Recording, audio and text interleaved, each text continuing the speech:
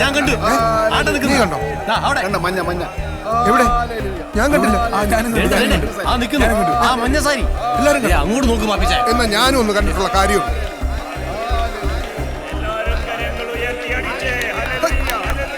അമ്മേ, കരണത്തടിച്ചു പാടാനല്ലടാ, കരങ്ങളടിച്ചു പാടാനാ പറഞ്ഞത്. തെണ്ടി. കണ്ടോ കണ്ടോ കണ്ടോ മഞ്ഞ സാരി.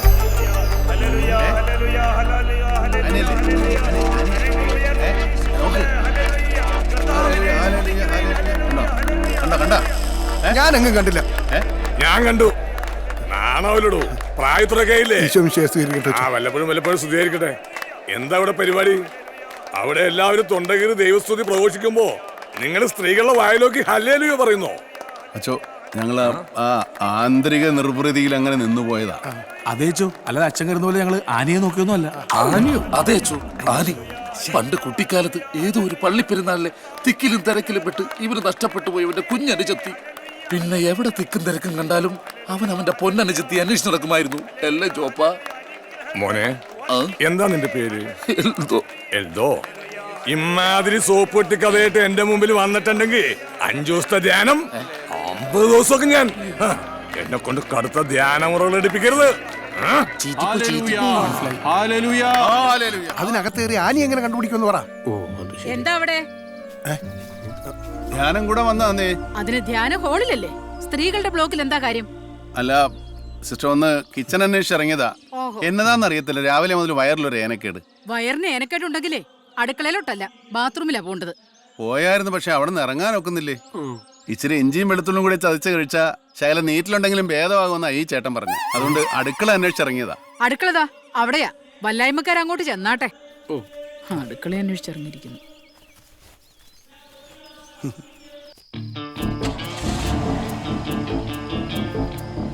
കുഞ്ഞെങ്ങോട്ടാ? കുഞ്ഞ് എന്നാ ഫാദറെ? കുഞ്ഞെങ്ങോട്ടാണ്? മംഗലപ്പുഴയ്ക്കാ. സെമിനാരിന്ന് കുറച്ച് പുസ്തകമായിട്ട് വന്നതാ. ആഹാ, എങ്കിൽ എന്റെ ആ ചേന്നങ്കര മുക്കിലൊന്ന് ഇറക്കാവോ? അവിടെ ഇടവകയിൽ ഒരു ധ്യാനം ഉണ്ട്. അതിനിപ്പോ ഫാദർ കയറിയാട്ടെ. എന്താ അറിയത്തില്ല, മൂക്കിൽ എന്തോന്നോ ഒരു ഇത് ജലദോഷത്തിന്റെ ആണെന്നാ തോന്നുന്നത്. വണ്ടി വിട്ടാണ്, വണ്ടി വിട്ടാണ്.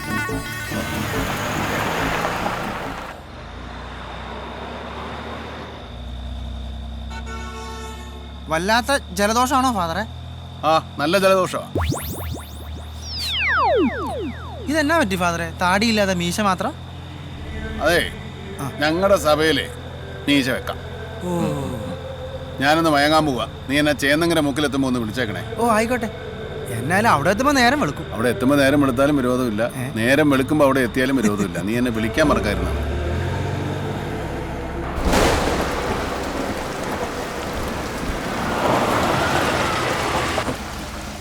ഫാദറെ, ചേന്നങ്കര മുക്കെത്തി.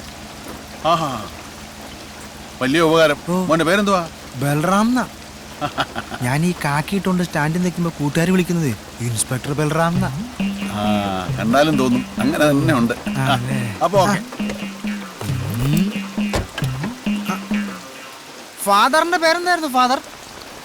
ഫാദർ ഏലിയാസ് ജാക്കി. മഴ, കൊട, സ്ലോ മോഷൻ. ഫാദർ ജാക്കി തന്നെ. 10-25 വർഷവും ഞാൻ ഈ ധ്യാനിപ്പിക്കാൻ തുടങ്ങിട്ട് ഇന്നേ പോലെ ഒറ്റ ഒരുത്തിന് എന്റെ കണ്ണ് വെട്ടിച്ച് ഇവിടുന്ന് പോയിട്ടില്ല. നിക്കണം നിപ്പ് കണ്ടില്ലേ, ഉണ്ട വിഴിഞ്ഞ പോലെ. എടോ, അയാൾക്ക് എന്തെങ്കിലും സംഭവിച്ച ഉത്തരം പറയേണ്ടത് ഞാനാ. അച്ചോ, അവന്റെ കൂട്ടുകാര് വരുന്നുണ്ട്. ഈ തോപ്പൻ ഇവിടെ പോയി കിടക്കുക. എന്തായാലും വാളംപുളി വെച്ച് നമ്മൾ ഇന്ന് കൊല്ലും. വാളംപുളിയല്ലടാ, വാളംപറമ്പ്. എന്നതാണേലും മരണം ഉറപ്പാ. സത്യം പറഞ്ഞോണം, അവൻ എവിടെയാ പോയത്? പറഞ്ഞില്ലെങ്കിൽ എന്റെ തൈലിക്കോണോറിയും. അത് തന്നെ അച്ചോ, ഞങ്ങൾക്കും അറിയണ്ടേ. ഇന്നലെ രാത്രി ഞങ്ങളോട് കിടന്നുറങ്ങിയ ജോപ്പന് എന്നാ പറ്റിയെന്ന് ഞങ്ങൾക്കും അറിയണം. ഇനി തോപ്പനാരെങ്കിലും തട്ടിക്കൊണ്ടുപോയതാണോ? പിന്നെ കർത്താവേ, ഞാനിനി അമ്മച്ചിയോട് എന്നാ സമാധാനം പറയും? അമ്മച്ചിക്ക് ഒരു ഒറ്റ മോനാണ്. ഞങ്ങളുടെ ജോപ്പൻ എന്തെങ്കിലും സംഭവിച്ചാ വലിയ വില കൊടുക്കേണ്ടി വരും. വലിയ വില. ശ്വാസകോശ സ്പോഞ്ച് പോലെ എന്നൊരു പറയടാ. ഒരു സിഗരറ്റിന്റെ പരസ്യക്കാരൻ വന്നേക്കണ്.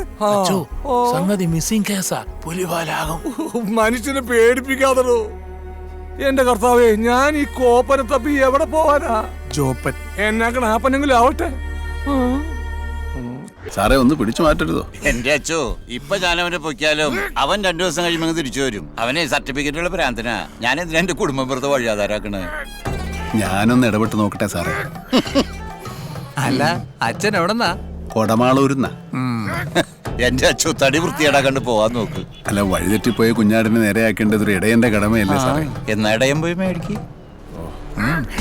ലൂക്ക 19:46 കർത്താവ് പറയുന്നു, എന്റെ ആലയം പ്രാർത്ഥനാലയം എന്ന് എഴുതപ്പെട്ടിരിക്കുന്നു, അത് പരിശുദ്ധ സ്ഥലമാകുന്നു.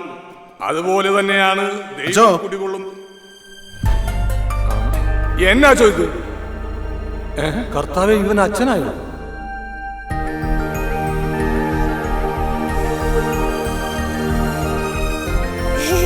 പപ്പാ പപ്പാ എന്നാണ്.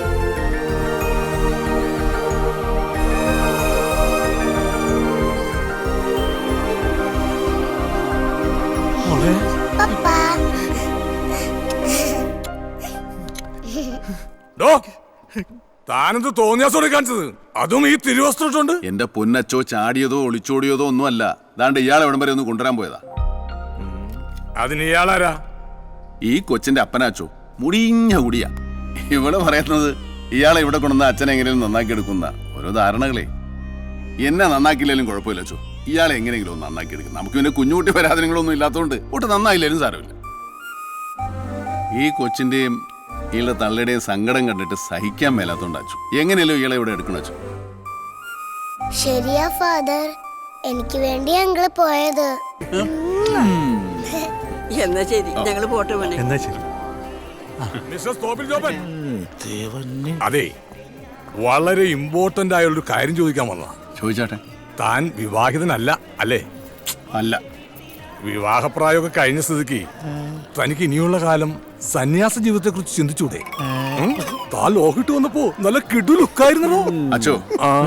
ഒരു സന്യാസിക്ക് വേണമെങ്കിൽ തെമ്മാടിയാകാം, പക്ഷെ ഒരു തെമ്മാടിക്ക് ഒരിക്കലും സന്യാസിയാകാൻ പറ്റില്ല അച്ചോ, പറ്റില്ല. എന്റെ സുരേഷ് ഗോപി, ഞാൻ ജസ്റ്റ് റിമെമ്പർ ദാറ്റ് ചെയ്തില്ല. എന്റെ കുഴപ്പം, മൈ മിസ്റ്റേക്ക്. മാതാ ധ്യാനം കൊണ്ടിട്ട് നീ നന്നായോടാ? അച്ചായനും അമ്മച്ചിയും വിചാരിച്ചിട്ട് നന്നായിട്ടില്ല. പിന്നെ എന്താടാ പഠിപ്പിച്ച താർമാര് തലേ കൈ വെച്ച് പറഞ്ഞു നീ നന്നാവൂലെന്ന്. പിന്നെ ഞാനെങ്ങനെ നന്നാവുന്നത്? അരവിന്ദന്റെ കാര്യോ? ഇതുവരെ നന്നായിട്ടില്ല, ഇനി അങ്ങോട്ട് എന്നാവെന്ന് പറയാൻ പറ്റിയല്ല. പാപിച്ചാനോ? അതെ. ഓ, ഈ പ്രായത്തിലോ? തോപ്പൻ നന്നായ. ഓ, ഞാൻ നന്നായി വരുമായിരുന്നു, അവസാനം കൈവിട്ടു പോയി. ഞാൻ അപ്പോഴേ പറഞ്ഞല്ലേ, നീ വെറുതെ പേടിച്ച്. അപ്പൊ തോപ്പ പോവല്ലേ? നിങ്ങൾ കയറിക്കും, ഞാൻ ദേ വരുന്നു.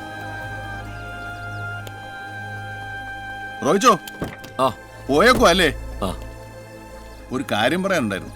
എന്നതാ? ആ എഴുത്തെഴുതിയത് ഞാനല്ലേ കേട്ടോ. അവന്മാർ വരിച്ച പണിയാ. വിവരദോഷികളാണെങ്കിലും ഞാനെന്ന് വെച്ചാൽ അവന്മാർക്ക് ജീവനാ. കുഞ്ഞുനാളിൽ എൻ്റെ അമ്മച്ചനോട് പറയാമായിരുന്നു മുട്ടിപ്പായിട്ട് പ്രാർത്ഥിച്ച എല്ലാ ആഗ്രഹവും നടക്കുമെന്ന്. അത് പക്ഷെ അത് ആഗ്രഹങ്ങളുടെ കാര്യമാണ്, ദുരാഗ്രഹങ്ങളുടെ കാര്യമല്ല. എൻ്റെ ആഗ്രഹം ദുരാഗ്രഹമായിട്ട് ഞാനും കൂട്ടിയേക്കാം. എനിക്ക് പിന്നെ ഇതൊക്കെ ശീലമായിപ്പോയി. ഞാനും ഒരു ഫുള്ളും അവന്മാരുണ്ടെങ്കിൽ ഞങ്ങൾ ഹാപ്പിയാ. റോയിച്ചനായിപ്പോൾ ഒരു സഹായം വേണ്ടേ? ആന് നല്ലതാ, ഒത്തിരി നല്ലതാ. എന്നാ പിന്നെ നിൽക്കുന്നില്ല, പോയേക്കോ. എന്നതാ പറഞ്ഞു? അയാൾ തിരിച്ചു വിളിക്കുന്നുണ്ടോ നോക്കി. അയാൾ തിരിച്ചു വിളിക്കുന്നുണ്ടോ നോക്കാൻ. ഇല്ല തോപ്പ, അയാള് ഭയങ്കര പ്രാക്ടിക്കലാ. അയാൾ അവളെ കൊണ്ട് പോവാ. തോപ്പൻ സെന്റി ആയോ? ഇപ്പൊ സെന്റിക്കൊന്നും വലിയ വിലയില്ല തോപ്പ. ഒന്ന് വിളിച്ചു പറയടാ. തോപ്പൻ വിളിച്ച കേൾക്കാത്തവര് ഞങ്ങൾ വിളിച്ച കേൾക്കും. എടാ, ഒരു കുപ്പി വിളിച്ചു പറയാ. അതാണോ? വിളിച്ചു ചോദിച്ചാ പോരെ? പൊട്ടിക്കട്ടെ. എന്നാ പണിയാ തോപ്പ കാണിച്ചത്? പോരാത്തിന് 1-ാം തീയതി കൂടിയാ. പിന്നെ അല്ലാതെ പെണ്ണുങ്ങൾ തോന്നുമ്പോ വരും, തോന്നുമ്പോ പോവും. അതനുസരിച്ച് വെള്ളം അടിച്ച് കൂമ്പ് കാട്ടാനേ നമുക്ക് ഭ്രാന്തൊന്നുമില്ല. പോയി പണി നോക്കാൻ പറ അവളോടൊക്കെ. അല്ലെങ്കിൽ ഈ പ്രേമം എന്നൊക്കെ പറയുന്നത് വെറും തട്ടിപ്പാണ്. എന്നാലും എന്തോരം ആശിച്ച.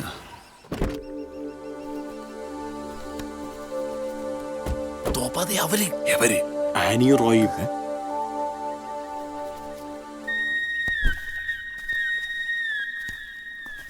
ഇവരിനകത്തിനാ ഇപ്പൊ ഇങ്ങോട്ട് വരും? തിരിച്ചേൽപ്പിക്കാൻ, അല്ലാതെ പിന്നെ എന്തിനാ? ശരിക്കും അതേന്ന്. അല്ലെങ്കിൽ പിന്നെ അവർ ഇങ്ങോട്ട് വരേണ്ട വല്ല കാര്യം ഉണ്ടാ? ആയിരിക്കും ചോപ്പ. ഓ, ആ റോയെ ഫസ്റ്റിലെ കണ്ടപ്പോഴാണ് ഞാൻ ഓർത്ത് അവനൊരു പാവമായിരിക്കുന്നു. പാവം കാലും പോയി. ജോപ്പൻ, ഞങ്ങള് കല്യാണം വിളിക്കാൻ വന്നതാ.